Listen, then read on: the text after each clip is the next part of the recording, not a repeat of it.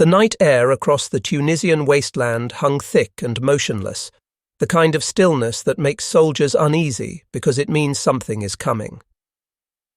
Scattered along a rocky ridgeline near a place called El Guetar, American troops huddled inside their half-tracks and improvised fighting vehicles, peering into darkness that seemed to pulse with hidden danger. The men were nervous, fingers drumming against steel, throats dry despite the water in their canteens. They could feel it before they heard it, that low trembling in the earth that signalled armour on the move.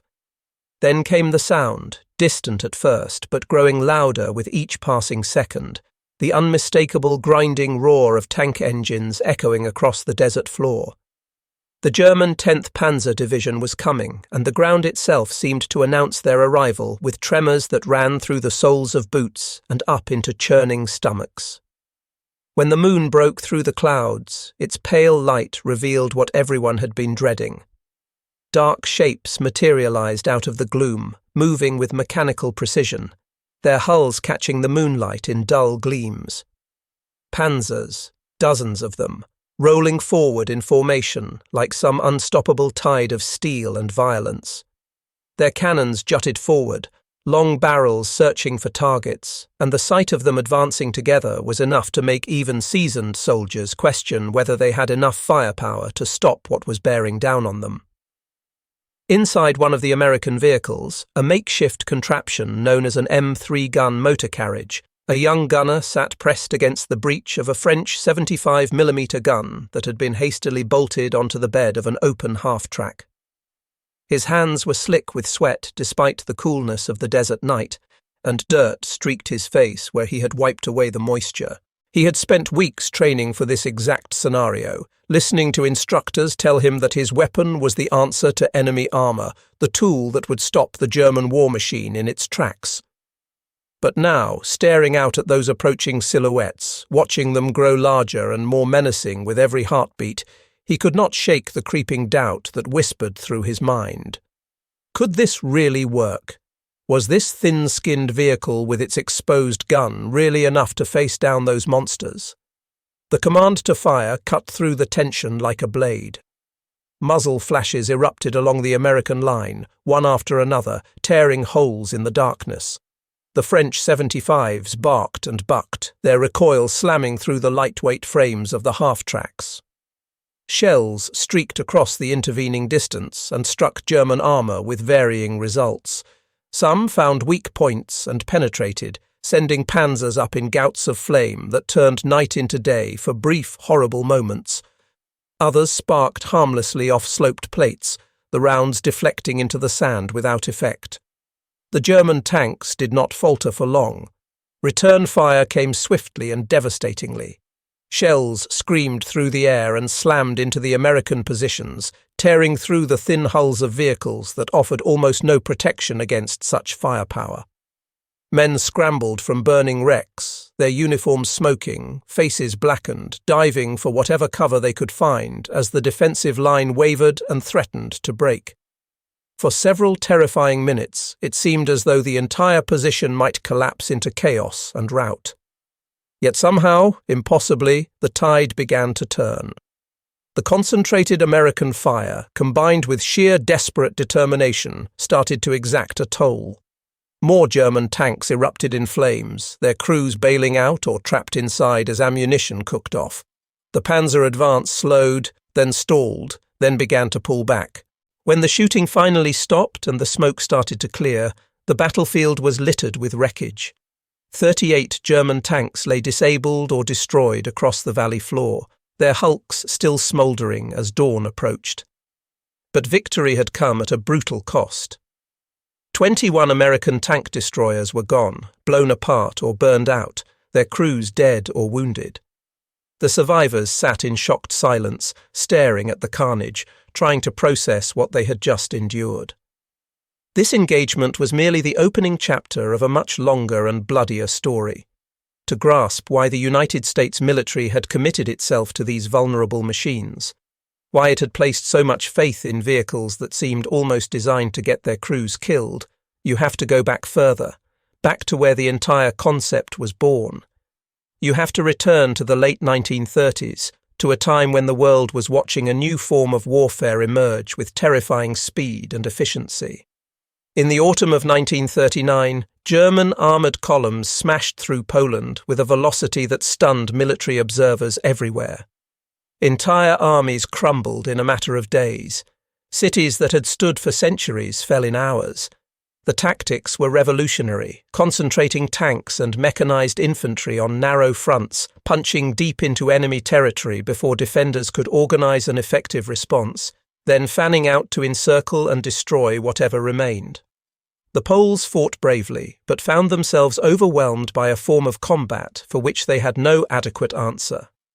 Less than a year later, the same terrible drama played out in France. The nation that had dominated European warfare for centuries, the country that had built the Maginot Line specifically to prevent another German invasion, collapsed in a matter of weeks. Fortifications that were supposed to be impregnable were bypassed or reduced. Armies that had trained for years to fight the last war found themselves outmaneuvered and outfought by an enemy that had mastered the next one. For American military planners watching these catastrophes unfold from across the Atlantic, the lesson was impossible to ignore and deeply unsettling. The tank, which had been born in the trenches of the First World War as a tool to break through static defences, had evolved into something far more dangerous. In German hands, concentrated in dedicated panzer divisions and supported by dive bombers and mechanised infantry, it had become the spearhead of a new kind of warfare that seemed nearly unstoppable. Traditional methods of dealing with enemy armour, heavy artillery pieces laboriously hauled into position and dug into the ground, towed anti-tank guns pulled by trucks or horses, all of it seemed hopelessly inadequate against the speed and fury of blitzkrieg. By the time defenders recognised where the main thrust was coming and moved their guns into position, the panzers had already broken through and were racing toward objectives miles behind the front lines. The question that haunted every war college, every planning session, every strategic discussion was simple and terrifying. How do you stop an armoured breakthrough once it has begun? How do you counter an enemy who can concentrate overwhelming force at a single point, smash through your defences, and then exploit the gap before you even realise what has happened? Out of this fear and uncertainty, a new doctrine began to take shape. Instead of relying on static defences that could be bypassed or overwhelmed, instead of trying to position heavy guns in advance and hoping the enemy attacked where you expected, the American army would create mobile units dedicated entirely to hunting and destroying enemy tanks. These units would not be tied down by the needs of infantry, would not be burdened with holding ground or supporting multiple roles. They would be specialists, predators designed to hunt the most dangerous prey on the battlefield. They would move with speed, strike from unexpected angles, and vanish before the enemy could retaliate effectively. The concept was tested during the Louisiana Maneuvers of 1941, massive military exercises that sprawled across thousands of square miles and involved hundreds of thousands of troops. Improvised tank destroyer units, cobbled together from available vehicles and weapons, faced off against mock-armoured forces in simulated combat. To the surprise of many observers, these experimental units performed remarkably well. They ambushed enemy columns, shifted positions rapidly, and racked up impressive kill counts in the war games. Critics pointed out that the rules had been adjusted to favour the destroyers, that real combat would be far less forgiving, but the impression left on senior leadership was powerful and lasting. Lieutenant General Leslie McNair, who commanded Army ground forces and wielded enormous influence over doctrine and organisation, became the most vocal champion of the tank destroyer concept. To him, this was the answer America had been searching for, a flexible and aggressive counter to the armoured juggernaut that had conquered Europe. Under his patronage and with his full support, the tank destroyer force was officially established as a separate branch with its own command structure, its own training facilities, its own identity within the Army. A sprawling complex rose from the dusty Texas landscape at Fort Hood, where thousands of men would learn the specialized skills needed to hunt tanks. They drilled endlessly on tactics that emphasized speed and aggression, on firing from ambush positions, on the importance of shooting first and relocating immediately. The ambitions grew larger with each passing month. Initial plans called for more than 200 battalions, an enormous commitment of manpower and resources. By the end of 1942, 53 battalions had already been activated and were training for deployment, representing more than 40,000 men whose sole purpose would be destroying enemy armor. American newspapers picked up the story and ran with it, painting pictures of a new branch that would blunt the Nazi war machine, that would make the Desert Foxes and Panzer generals think twice before launching their armored columns against American forces. But even as this massive organization took shape, even as tens of thousands of men learned their new trade and equipment began rolling off assembly lines, questions lingered in the minds of thoughtful officers. Could vehicles with thin armor really survive in direct confrontation with the heaviest German tanks? Could a force designed and trained for a specific type of battle, the massed armored breakthrough, adapt if the enemy refused to cooperate and fought differently than expected? Could the doctrine survive contact with the brutal reality of modern war? Still, the momentum was impossible to stop. The nation that had entered the 1930s woefully behind in armoured warfare, that had watched with alarm as Germany rearmed and retooled its military, now proclaimed confidently that it had found the solution. The tank destroyer was not merely a weapon system or a collection of vehicles. It was a promise to the American people and to allies around the world, a guarantee that when German panzers came rolling forward, they would meet their match. Promises, though, are only proven or broken in the crucible of actual combat. Theory is tested by reality, doctrine by the chaos of battle. Soon enough, across the burning sands of North Africa and later in the hedgerows of France and the frozen forests of Belgium, that promise would face its ultimate examination. The birth of the tank destroyer as an actual fighting force, as opposed to a concept on paper, was marked not by elegant engineering or sophisticated design, but by desperate improvisation. The first vehicles to carry the name were essentially weapons platforms cobbled together in workshops and depots, the army racing against time to give physical form to its ambitious new doctrine. The M6 represented the crudest possible approach to the problem. Engineers took a 37mm anti-tank gun, a weapon already showing its inadequacy against modern armour, and simply bolted it onto the bed of a 3/4-ton truck. The result was open, unarmoured, and frankly absurd in appearance. Soldiers who trained with these contraptions joked grimly that the only thing the M6 was likely to destroy was the morale of its own crew. The weapon offered almost no protection, the platform was unstable, and the whole arrangement looked more like something from a cartoon than a serious military vehicle. Yet for a brief period, this ungainly creation represented the cutting edge of American tank destroyer development, carrying with it all the hopes and fears of a nation preparing for war. The M3 gun motor carriage represented a slight improvement, though only slight. Built on the chassis of the M3 half-track, a vehicle that combined front wheels with rear tracks for improved mobility, it mounted a French 75mm gun on top of the hull. The weapon itself was proven and powerful, having served in the trenches of the previous war, but the mounting was awkward and the vehicle top-heavy. The gun stuck up above the sides of the half-track like a sore thumb, making concealment difficult and presenting an easy target for enemy gunners. The armour, such as it was, could stop rifle bullets and shrapnel, but would crumple like paper under anti-tank fire. Still, the M3 could move quickly across rough terrain, could deliver a powerful punch when it fired, and could theoretically withdraw to a new position before enemy artillery bracketed its location. It was crude, it was vulnerable, but it embodied the core principle of the doctrine: mobility over protection, speed over armour. By 1942, these stopgap vehicles were already seeing action.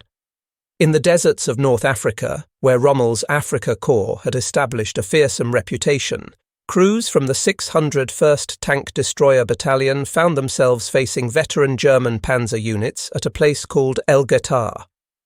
They fought using the tactics they had learned in training, positioning themselves behind ridge lines and terrain features, dashing forward to fire a few rounds, then pulling back to new positions before return fire could find them.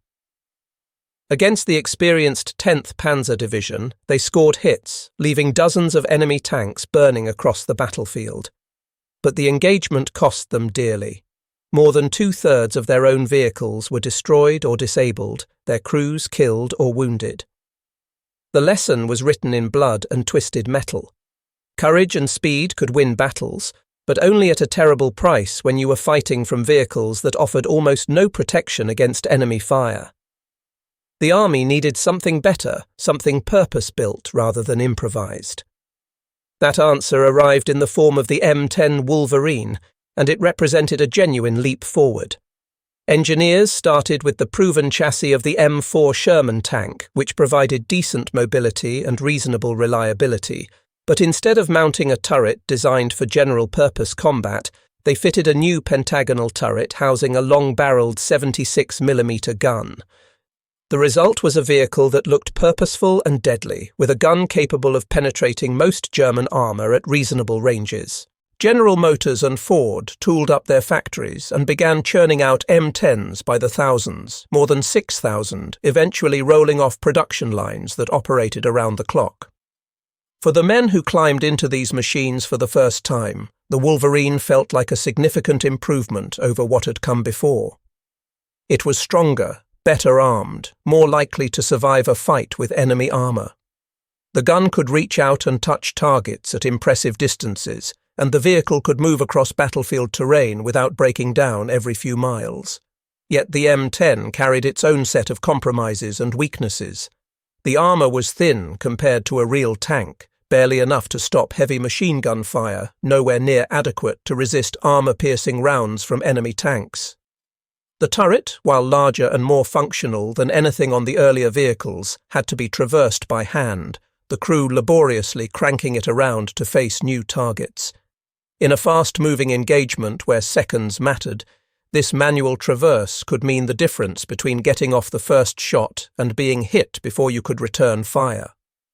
Most critically, the turret was open-topped, lacking the overhead protection that would shield the crew from artillery airbursts, from shrapnel raining down, from small arms fire coming from elevated positions. For the 5 men crammed inside, every battle was a calculated risk. They had better visibility than their counterparts in enclosed tanks, could spot threats earlier and react more quickly, but that same openness left them exposed to dangers that tank crews never worried about. Every tree burst, every artillery shell detonating overhead, every machine gunner in a second-story window represented a potential death sentence. Then came the Hellcat, and it was something genuinely new. When Buick unveiled the M18 in 1944, crews who saw it for the first time could hardly believe it was meant for tank destroyer service. It was sleek, almost elegant, built around a powerful radial aircraft engine that gave it astonishing speed for an armoured vehicle. The M18 could race across open ground at 50 miles per hour, making it one of the fastest tracked vehicles in the world. Speed became its primary defence, the ability to appear suddenly, fire, and vanish before the enemy could respond. Crews who transitioned from the ponderous M10 to the nimble Hellcat loved it immediately, praising its handling and agility. But that speed came at a cost that made some men blanch when they learned the details. The armour was barely an inch thick in most places, essentially proof only against small arms and light shrapnel. Against a German 88mm gun, against the main cannon of a Tiger or Panther, the Hellcat might as well have been made from cardboard. A direct hit would punch straight through and detonate inside, killing the crew instantly. Yet the Hellcat embodied the tank destroyer doctrine in its purest form. It was not meant to slug it out in a stand-up fight. It was meant to strike from ambush, to hit hard and fast, to be somewhere else before the enemy could bring their superior firepower to bear. Finally came the M36 Jackson, arriving late in the war, but packing the most formidable punch of any American tank destroyer. It mounted a 90mm gun, the same weapon used in the heaviest American anti-aircraft batteries, now turned horizontal and aimed at enemy armor. That gun could penetrate the frontal armor of a Panther at combat ranges, could crack open even a Tiger if the shot was well placed. Its shells reached out thousands of meters, giving American crews the ability to engage German heavy tanks from positions of relative safety. For the first time, men climbing into an American tank destroyer felt they possessed a weapon that could match the deadliest machines the Germans could field. The M36 represented the culmination of the evolutionary process, the final answer to the question of how much firepower you could mount on a tank destroyer chassis. Together, these vehicles traced the arc of American desperation and ingenuity. From the absurd M6 to the purposeful M10, from the lightning-fast Hellcat to the hard-hitting Jackson, each model represented lessons learned and compromises made. Each carried within its design the fundamental tension of the doctrine: firepower and speed purchased at the cost of protection, offensive capability gained by accepting vulnerability. As battalions trained with these machines, as crews learned their strengths and weaknesses, as maintenance personnel figured out how to keep them running under field conditions, the stage was set for their ultimate test. The real question, the one that haunted every thoughtful officer and every crew member who understood what they were climbing into, was whether these vehicles would hold up when the full weight of German armor came crashing down, whether the doctrine would survive its collision with battlefield reality. When the 1st Battalions boarded transport ships bound for North Africa, when they crossed the Atlantic dodging submarine wolf packs and wondering what awaited them on the other side, the men carried more questions than answers. They had trained hard, had absorbed the doctrine, had been told repeatedly that they represented the sharp end of the spear against enemy armor. But training in Texas dust and Louisiana mud was one thing. Actual combat against veteran German tankers was something else entirely. As their ships approached the African coast and men gathered on deck to catch their first glimpse of the war zone, the abstract theories and classroom lessons began to feel very distant and not particularly reassuring. Life in the early North African campaigns was harsh in ways that training had not fully prepared them for. The desert heat during the day was overwhelming, turning the insides of vehicles into ovens, baking men in their own sweat and making metal too hot to touch with bare hands. Nights brought bitter cold that seeped into bones and made sleep difficult despite exhaustion. Their open-topped vehicles offered no shelter from sandstorms that seemed to materialize out of nowhere, coating everything in grit that worked its way into every mechanism, every weapon, every piece of equipment. Rain, when it came, turned encampments into seas of mud where vehicles bogged down and men slogged through muck that sucked at their boots. Many of these soldiers were young men fresh from American towns and cities, mechanics and farm boys and college students suddenly thrust into an alien landscape where even the environment seemed hostile to their existence. Their first missions were tentative, feeling out the realities of combat, learning that war rarely matched the scenarios from training exercises. Instead of the dramatic ambushes against massed German tank formations that doctrine had prepared them for, they found themselves in supporting roles, providing fire support for infantry advances, shelling distant positions suspected of holding enemy troops, covering flanks during movements. The M3s and M10s spent more time lobbing high-explosive shells at machine gun nests and fortified positions than engaging in tank versus tank duels. Each mission brought a strange mixture of relief that they were not facing panzers in direct combat and frustration that they were not doing what they had been specifically trained to do. The paradox of their existence became apparent quickly. They were hunters designed for prey that rarely appeared, specialists waiting for a type of battle that might never come. Yet the tension never truly disappeared. Every patrol, every advance, every movement carried the possibility that around the next hill or behind the next ridge, German armor might be waiting. Crews rehearsed their battle drills constantly during lulls in the fighting, going through the motions again and again until the sequence became automatic. Spot the target, traverse the gun, load the right type of ammunition, fire, observe the impact, immediately prepare to move to a new position. Gunners obsessively cleaned their optics, knowing that spotting the enemy first could mean survival. Loaders arranged ammunition within easy reach, making sure they could grab the right shell in the heat of combat without fumbling. Drivers learned every quirk of their vehicles, every sound the engine made, every feel of the transmission. They understood at a visceral level that when battle came, when panzers appeared on the horizon, they would have seconds to react, and those seconds would determine whether they lived or died. When not in action, the men lived the universal experience of soldiers throughout history, waiting. They wrote letters home to sweethearts and parents and friends, trying to describe experiences that could not really be explained to people who had never faced combat. They played endless games of cards under the glow of lanterns, argued passionately about sports and politics and girls, sought any distraction from the knowledge of what they might face tomorrow or the day after. But beneath the laughter and the mundane conversations, an undercurrent of dread flowed constantly. They had heard stories about German armour, tales that grew with each retelling. Tigers that could shrug off direct hits that would destroy any American tank. Panthers with guns that could kill at ranges where return fire was impossible. Crews wondered privately, in the quiet hours before dawn, whether their thin-skinned machines would have any chance at all when those monsters finally appeared. As the North African campaign ground toward its conclusion and the war shifted north into Italy, the reality of combat pressed closer and became more intimate.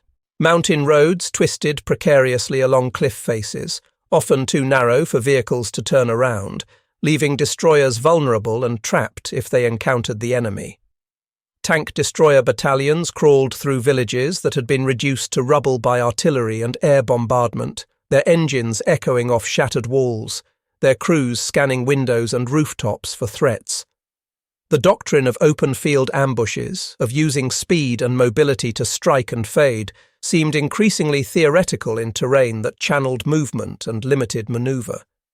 Yet paradoxically, their role expanded and became more varied. They served as mobile artillery when infantry needed fire support. They became strong points when defensive positions needed reinforcement. They were assault guns when fortified positions needed to be reduced.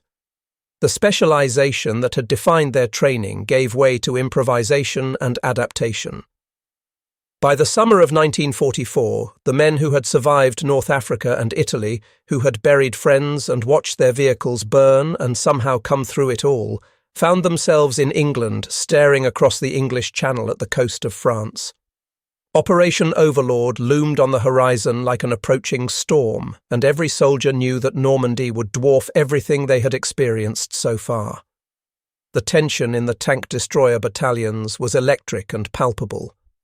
Some men spoke with bravado, repeating the stories of their successes, talking confidently about what they would do to German armour. Others kept their fears locked away, maintaining stoic expressions while privately wondering if they would survive what was coming. All of them felt the weight of expectation pressing down, the knowledge that the liberation of Europe would succeed or fail based on battles fought in the hedgerows and fields and towns of France. The voyage across the Channel was heavy with anticipation that bordered on dread. As landing craft pitched and rolled in the surf, engines growling, crews clutched the steel sides of their vehicles and tried to keep their stomachs settled. They could hear the distant thunder of naval bombardment, could see smoke rising from the beaches, could imagine what awaited them when the ramps dropped and they drove into that chaos. Every man knew they were about to enter a maelstrom where hedgerows might conceal anti-tank guns, where every field could hide a panzer, where the enemy had months to prepare defences and knew the terrain intimately. Yet mixed with the fear was a kind of resolve that came from experience and shared hardship. These were no longer the uncertain recruits who had trained at Fort Hood years before. They were veterans who had seen combat, who had learned hard lessons in Tunisia and Italy, who understood that their machines were flawed but also knew how to fight from them effectively. They had buried friends, had endured the furnace of desert warfare and the grinding attrition of mountain combat. They knew the stakes of failure and understood that survival often came down to speed, to cunning, to the courage required to fire first when every instinct screamed to take cover. The road to Normandy had transformed them into something harder than any doctrine could have predicted, more resilient than theory had accounted for. They were tank destroyer men now, shaped by fire and loss into a unique breed. Half hopeful that their training and experience would see them through, half fatalistic about the odds they faced, they prepared to drive into the green hell of France where the doctrine would face its severest test yet. The hedgerows of Normandy were unlike anything American tankers had encountered before, and they turned out to be a nightmare for mechanized warfare. These were not the neat rows of bushes that lined roads back home. They were ancient earthen walls, thick and high, topped with centuries of tangled vegetation that had grown into almost impenetrable barriers. The lanes between them were narrow corridors where visibility extended perhaps 20 or 30 yards before the next turn, the next blind corner, the next potential ambush site. For tank destroyer crews rolling into this maze in the summer of 1944, every metre of advance was fraught with danger. Around any corner could be the dark muzzle of an anti-tank gun positioned perfectly to catch vehicles as they emerged into a killing zone. Behind any hedgerow could crouch a panther, hull down and nearly invisible, waiting for American armour to expose itself. The open plains doctrine that had seemed so promising in Louisiana, manoeuvres felt utterly inadequate in this claustrophobic green labyrinth where the enemy held every advantage of position and preparation. On the 11th of July, near the battered city of St. Lô, the test came in full force. At first light, the Panzer Lehr Division, one of the elite German armoured formations, launched a counterattack aimed at relieving pressure on the crumbling German defensive line. These were veteran troops in well-maintained vehicles, led by officers who had learned their trade on the Eastern Front and in the desert, men who knew exactly how to use terrain and surprise to maximum effect. In the small village of Le Désert, M10 Wolverines from the 799th and 823rd Tank Destroyer Battalions had positioned themselves during the night, their commanders gambling on where the German thrust would come. Their turrets creaked as gunners traversed them slowly, searching the hedgerows for any sign of movement, nerves stretched taut as wire. The wait was agonizing. Every sound might be approaching armor, every shadow might conceal death. Fingers hovered near triggers, ready to fire at the first confirmed target, but aware that shooting too soon might give away positions prematurely. The ground began to tremble, subtle at first, but building rapidly into a vibration that could be felt through the soles of boots and the seats of vehicles. Then the sound arrived, the unmistakable roar of multiple tank engines running at combat speed, growing louder with each passing second. Like phantoms materializing from the morning mist that still clung to the low ground, panthers began to appear. Dark, angular shapes emerging from the hedgerows, their guns traversing as they searched for targets, moving with the confidence of predators that had dominated battlefields from Russia to North Africa. The American crews felt their hearts hammering, adrenaline flooding systems, the moment of truth finally arriving after hours of tense waiting. The engagement that followed was brutal in its intensity and mercifully short. From positions carefully chosen during the night, the Wolverines opened fire. The crack of 76mm guns split the morning air. Shells streaked across the intervening ground and struck German armour with varying results. One Panther took a direct hit to the side and erupted into flames, black smoke pouring from hatches as the crew bailed out in panic. Another absorbed multiple hits to its frontal armour, the rounds sparking harmlessly off the sloped plates, and kept advancing as though nothing had happened. American crews frantically reloaded, muscles moving through practiced motions, but time seemed to stretch and contract in the chaos of combat. Every second loading felt like an eternity while Panthers closed the distance. Then the sky erupted with a different kind of violence as Allied fighter bombers screamed down from above, their pilots responding to pre-arranged signals or simply recognizing the tactical situation. Rockets and bombs rained down on the German columns, turning the battlefield into an inferno. Explosions walked through the Panzer-Lehr positions, throwing up fountains of earth and debris, catching vehicles that had been focused on engaging ground targets and could not defend themselves against attack from above. When the smoke finally began to clear and the sounds of battle faded to echoes, 30 German tanks sat silent and broken among the fields around Le Désert. Some were still burning, sending columns of oily smoke into the sky. Others simply sat abandoned, their crews fled or dead. For the tank destroyer battalions, it felt like vindication of everything they had been told, proof that the doctrine could work, that they could stand against the best armour Germany could field. But the price was measured in their own burning wrecks scattered across the battlefield, in the silence where friends had been moments before, in the crews who would never answer another roll call. Victory and loss were inseparable, two sides of a coin that kept turning. Only weeks later, the crucible heated up again at a place called Mortagne. In early August 1944, 4 panzer divisions, representing a massive commitment of German armour that could not be easily replaced, hurled themselves at American lines in a desperate gamble to cut off the Allied breakout from Normandy. The order had come from the top of the German command structure, from the madman running the show in Berlin, demanding that the panzers drive all the way to the coast and split the Allied armies in two. It was a fantasy born of desperation, but the men and machines executing the order were real enough and deadly dangerous. In the pre-dawn darkness and fog that blanketed the battlefield, the 823rd Tank Destroyer Battalion held positions that would prove critical. Their towed 76mm guns, lacking the mobility of self-propelled versions but packing the same punch, had been carefully emplaced in fields and behind hedgerows during the previous day. Crews had dug in, creating firing positions that provided some protection while offering clear fields of fire across likely avenues of approach.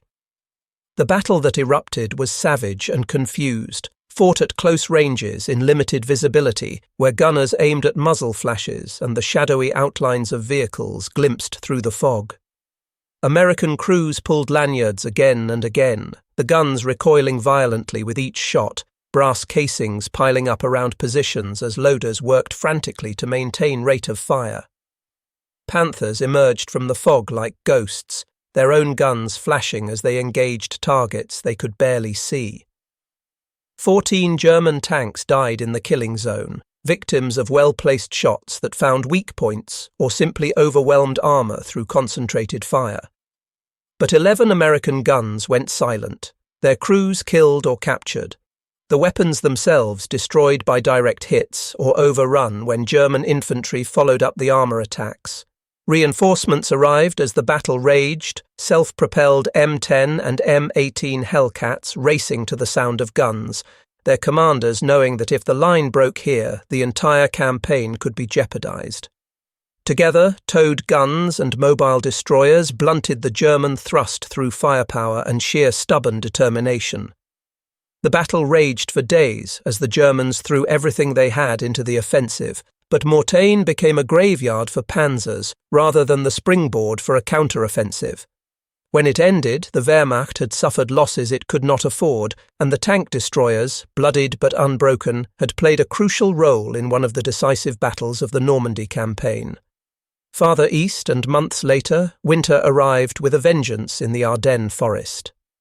December 1944 brought heavy snow that blanketed the rolling hills and dense woods, muffling sound and reducing visibility. It seemed like a quiet sector, a place to rest divisions that had been mauled in earlier fighting, a place to blood new units before they faced serious combat. Then came the 16th of December, and the quiet shattered into chaos. The Battle of the Bulge began with a massive artillery barrage that tore the night apart, followed by the rumble of armour as Tigers, Panthers and waves of infantry poured through gaps in American lines.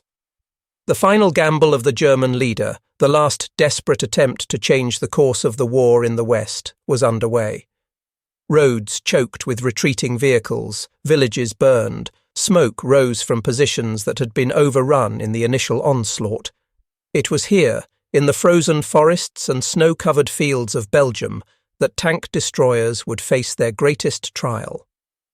At a village called Noville, north of the critical crossroads town of Bastogne, a platoon of M18 Hellcats from the 705th Tank Destroyer Battalion found itself in the path of a German armoured column advancing with the confidence of forces that had achieved complete tactical surprise.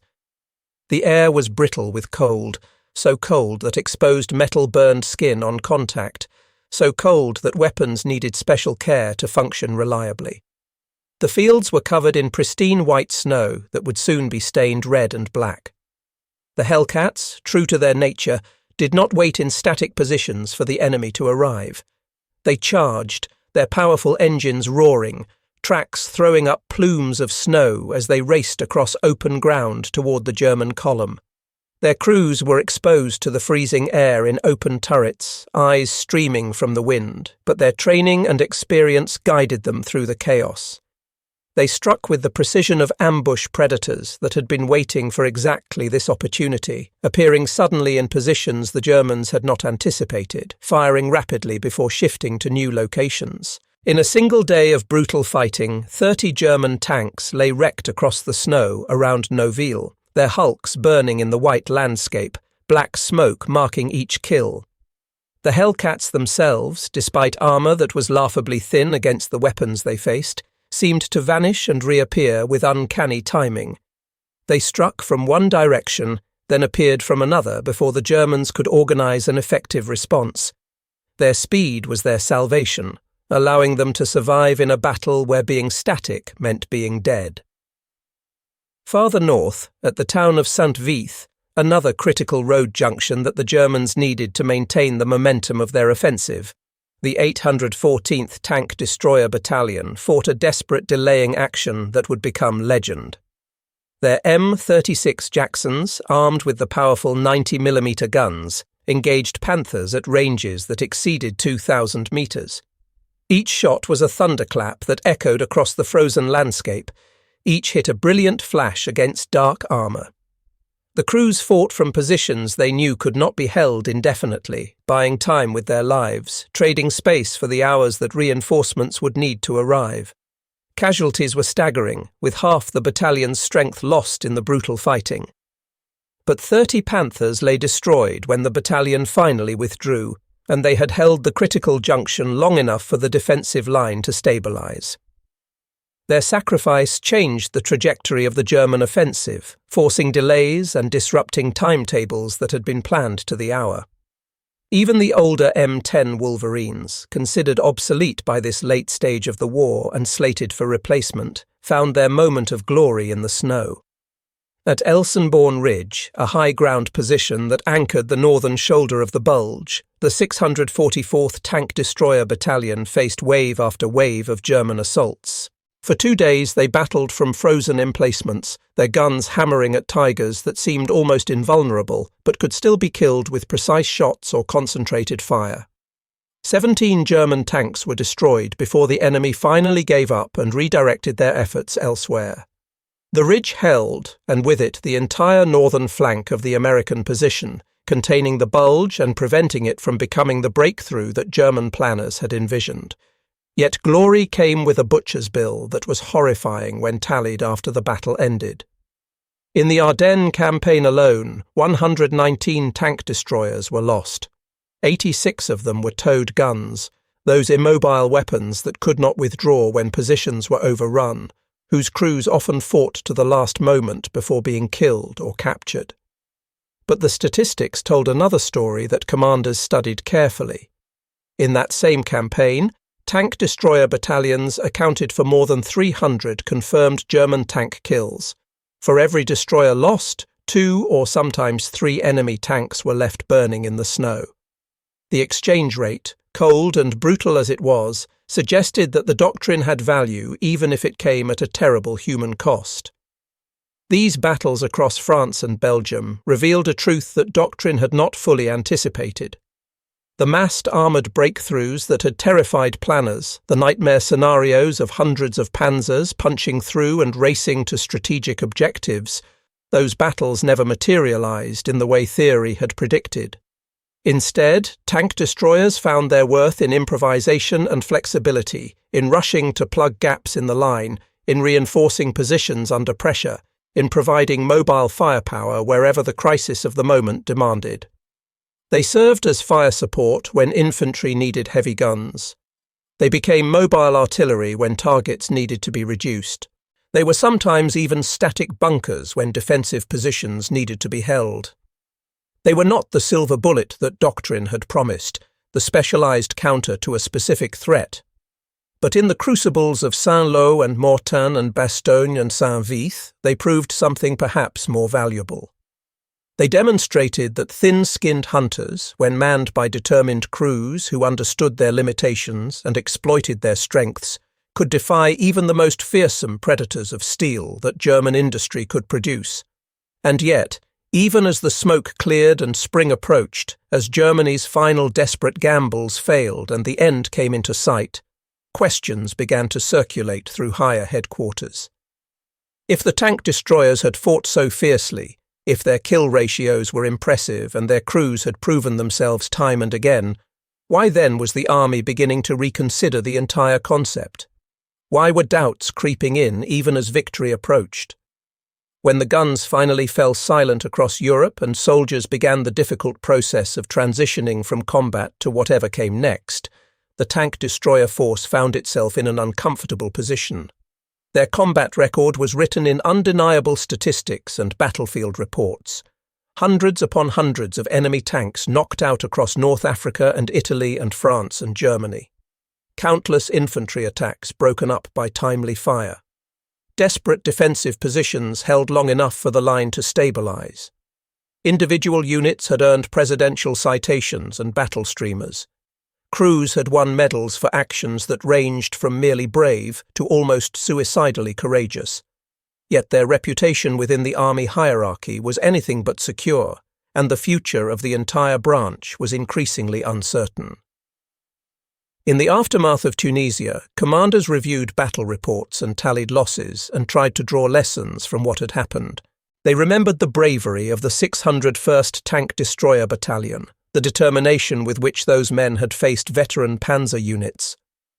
But they also remembered the sight of 2/3 of that battalion's vehicles burning or disabled, the casualty lists that seemed disproportionate to the results achieved. General George Patton, never one to mince words or hide his opinions, dismissed the tank destroyer concept as fundamentally flawed. To him, the idea of lightly armoured vehicles trying to fight heavily armoured tanks was simply nonsense. Tanks should fight tanks, he argued, and the army was wasting resources maintaining a separate branch for a mission that regular armour could perform better. In Italy, the mission creep became impossible to ignore. Tank destroyer battalions found themselves firing thousands upon thousands of high-explosive shells in support of infantry operations, acting less like specialized tank hunters and more like mobile artillery pieces that could be repositioned quickly. Some officers began grumbling privately that the doctrine had failed before it ever truly succeeded, that the massed panzer breakthroughs everyone had feared simply were not happening in the way theory had predicted. The Germans, on the defensive and husbanding their dwindling armour reserves, were not launching the kind of concentrated attacks that tank destroyer doctrine was designed to counter. Instead, they were fighting a defensive campaign that emphasized strong points and delaying actions, using terrain to offset Allied numerical and material superiority. The arrival of improved vehicles like the M18 Hellcat seemed to offer renewed hope. Crews loved the speed and agility, the ability to race across battlefields and strike from unexpected angles. But even admirers had to acknowledge the uncomfortable truth that armour measured in inches rather than feet left the Hellcat vulnerable to weapons ranging from heavy machine guns to the massive cannon mounted on German heavy tanks. In France, soldiers began improvising modifications to address shortcomings that designers had either overlooked or accepted as necessary compromises. Crews piled sandbags onto their vehicles, hoping the added mass would provide some extra protection against shaped charges and high-explosive rounds. They welded spare track links onto hull sides, creating improvised armour that added weight and reduced mobility, but might stop a shell that would otherwise penetrate. They fabricated makeshift covers for open turrets, seeking protection from the shrapnel and small arms fire that rained down during urban fighting. These field modifications were born of necessity, silent admissions that the vehicles as designed were not quite adequate for the realities of combat. By the time the M36 Jackson appeared with its formidable 90mm gun, the tide of war had already turned decisively in favor of the Allies. The Jackson could engage and kill Panthers and even Tigers at respectable ranges, giving American crews a weapon that finally seemed to match the heaviest German armor. But alongside these specialized tank destroyers rolled a new generation of Sherman tanks that had been upgunned with 76mm weapons, the same caliber that had once been unique to the M10 Wolverine. The distinction between tank and tank destroyer was blurring. Both types of vehicles now carried similar weapons. Both were used in combined arms operations. Both supported infantry and engaged enemy armor as opportunities arose.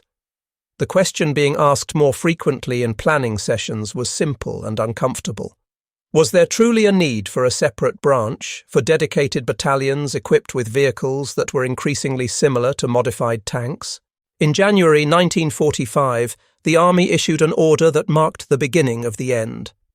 Many towed tank destroyer battalions were directed to convert to self-propelled equipment, acknowledging what had become painfully obvious through bitter experience. Immobile guns could not survive on the fluid, fast-moving battlefields of modern war. Crews that could not relocate quickly after firing became targets for counter-battery fire, for airstrikes, for maneuver elements that could pin them in place and destroy them. The move was both practical and symbolic, a quiet retreat from aspects of the original doctrine that had proven unworkable. On battlefields across France and Germany, the men continued doing their jobs with professional competence, fighting through the Siegfried Line fortifications, hammering concrete bunkers with the same guns designed to kill tanks. They stood guard at Remagen when engineers threw a bridge across the Rhine, providing protection against counterattacks that might destroy the invaluable crossing. They fought until the last days of the war, their engines echoing through burning cities, their guns falling silent only when Germany itself surrendered and the shooting finally stopped. But even as victory was being celebrated, as soldiers looked forward to going home and trying to rebuild lives interrupted by war, the fundamental question could not be avoided any longer. The tank destroyer had been conceived as a weapon of necessity, a specialized solution to a nightmare scenario that planners in 1940 and 1941 had believed was inevitable. The sweeping panzer breakthroughs that had conquered Poland and France, the massed armoured attacks that had terrorized Allied commanders, those had not materialized again in the expected form. Germany, battered and increasingly on the defensive throughout 1943 and 1944, no longer had the resources or strategic initiative to launch the kind of concentrated armoured offensives that had characterized Blitzkrieg. The hunters had spent most of the war waiting for prey that appeared only sporadically, adapting to missions they had never been specifically trained for, proving their value through flexibility rather than through execution of doctrine. 3 months after the last shots were fired in Europe, the United States Army made its decision official. The tank destroyer branch was formally dissolved, its separate command structure dismantled, its identity within the military eliminated. Fort Hood, which had trained tens of thousands of men in the specialized skills of tank hunting, shifted its mission to other purposes. The doctrine that had seemed so promising in 1941, that had driven the creation of more than 50 battalions and the production of thousands of specialized vehicles, was quietly shelved. The officers who had championed the concept found their arguments overtaken by events and changing strategic realities. The future, planners declared with confidence, lay not in specialized branches with narrow missions, but in versatile platforms. Main battle tanks that could engage enemy armor, support infantry, reduce fortifications, perform reconnaissance, and adapt to whatever mission the tactical situation demanded. For the men who had crewed those open-topped vehicles, who had endured years of combat in machines that offered minimal protection, the decision was difficult to process. Their battalions had written stories of extraordinary courage across North Africa, through the mountains of Italy, in the hedgerows of France, and amid the snows of Belgium. They had stood and fought when retreat would have been understandable, had achieved kill ratios that compared favourably with any other branch, had earned their place in the history of the war through blood and sacrifice. Yet history seemed determined to view them as a failed experiment, a doctrinal dead end, a concept that had been overtaken by the evolution of armoured warfare before it ever fully matured. The battlefields told a different story if anyone cared to look closely enough. Rows of destroyed panthers and tigers scattered across Europe, testimony carved in blackened steel and shattered armour to the effectiveness of American tank destroyer crews. Individual actions that deserved to be remembered, small unit battles where courage and tactical skill had overcome material disadvantages. But the verdict of institutional memory was already being written, and it was not kind. The tank destroyer, born of fear in the dark days when German victory seemed possible, forged in the fires of desperate battles, would vanish from the order of battle almost as swiftly as it had appeared, leaving behind only memories and lessons learned at terrible cost. The war ended, but echoes of the tank destroyer continued reverberating through military circles even as the branch itself disappeared from organizational charts. Within months of victory, the official dissolution was complete. The battalions were disbanded, their specialized mission eliminated, the men who had served in them reassigned or discharged and sent home to resume civilian lives interrupted by war. It was as if the army wanted to erase the entire experiment, to move past an organizational structure that no longer fit the vision of future warfare. Yet the machines themselves and the hard-won lessons they represented could not be so easily discarded or forgotten. Their story continued in unexpected ways, woven into the larger narrative of how modern militaries learn from experience and adapt to changing realities. In Korea, when war erupted in 1950 and American forces found themselves fighting again less than 5 years after victory in Europe, the distinctive roar of the M36 Jackson was heard once more on battlefields halfway around the world. Against Soviet-built T-34 tanks, the 90mm gun proved just as deadly as it had been against German armour, reminding commanders that reports of the tank destroyer's death had been premature. The Jackson could still kill, could still provide the mobile firepower that fast-moving operations demanded. Its open turret remained a vulnerability, its thin armour still made crews nervous, but the weapon worked, and that was what mattered when Chinese and North Korean armour came rolling south. Across the globe, surplus American tank destroyers found new homes in surprising places. Allied nations rebuilding their militaries in the aftermath of global war received these vehicles through military assistance programs. Countries that could not afford cutting-edge equipment welcomed proven designs that could still perform effectively, even if they were no longer state-of-the-art. On battlefields far removed from their original European theatre, in conflicts large and small, American tank destroyers continued to fight under foreign flags and different national markings.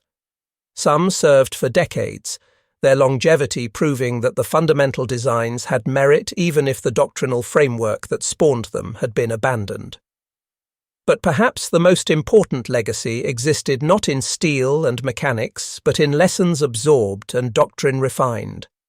The experiment had revealed fundamental truths about military organization and weapons design that would influence thinking for generations to come.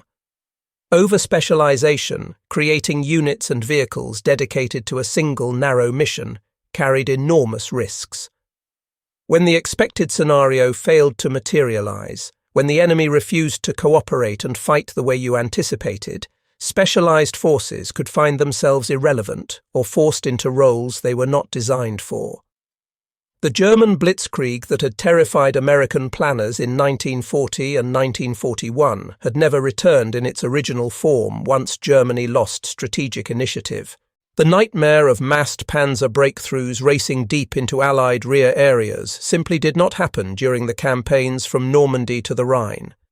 Instead, the struggle became one of attrition and combined arms operations, of infantry and armour and artillery working together in mutually supporting roles, of flexibility and adaptation rather than specialised counters to specific threats. Tank destroyers had survived and proved valuable only because their crews refused to be bound by rigid doctrine, only because commanders were willing to employ them in whatever role the tactical situation demanded. They became fire support when infantry needed it, became mobile anti-tank reserves when breakthrough threatened, became assault guns when fortifications needed reduction. Their usefulness came from adaptability rather than from execution of their designed mission. This lesson was not lost on the officers studying armour development and doctrine in the post-war years. From the ashes of the tank-destroyer branch rose a new concept, that of the main battle tank, a single vehicle type that could perform multiple roles with reasonable effectiveness. One platform that could fight enemy armour when necessary, support infantry when required, operate independently or as part of combined arms teams.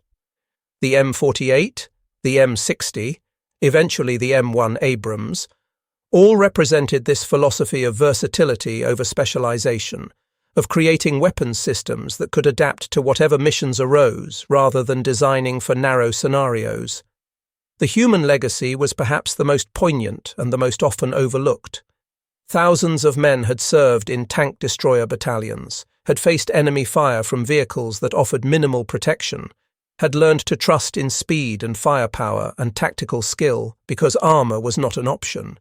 They had developed unique bonds forged in shared danger, had lost friends to German guns, had seen things that would haunt them for the rest of their lives.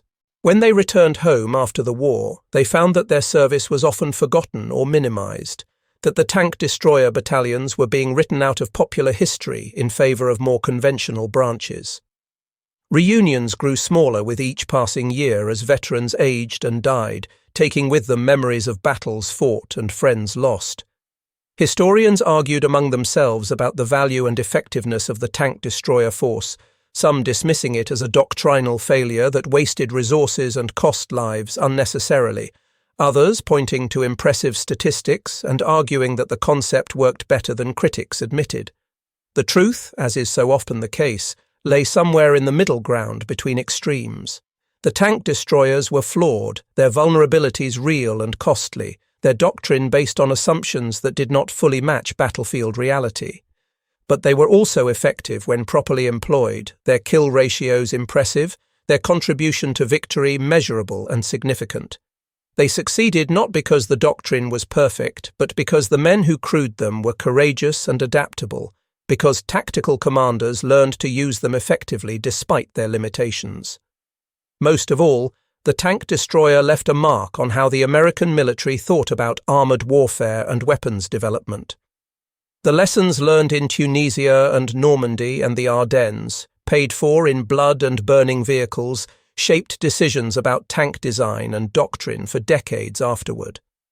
The recognition that mobility and firepower mattered enormously, but that protection could not be completely sacrificed, that crews needed to survive if vehicles were to be effective over sustained campaigns, influenced the evolution of American armour through the Cold War and beyond. The understanding that specialization carried risks, that versatility might matter more than optimization for a single role, became embedded in procurement decisions and organizational planning. Perhaps that represents the truest legacy of the tank destroyer, not that it was the perfect weapon or the ideal organizational structure, but that it demonstrated how determination and courage could compensate for material shortcomings, how adaptation mattered more than rigid adherence to doctrine, how even flawed concepts could contribute to victory when executed by skilled and brave men. The tank destroyers were not eternal, were not perfect, but for a critical period in history they were what the army had and what the situation demanded. In the crucible of war, where theoretical elegance matters far less than practical effectiveness, they proved that resolve and flexibility could turn even imperfect tools into instruments of victory. That lesson, more than any specific vehicle or organizational chart, remains the enduring contribution of the American tank destroyer force to the art of modern warfare.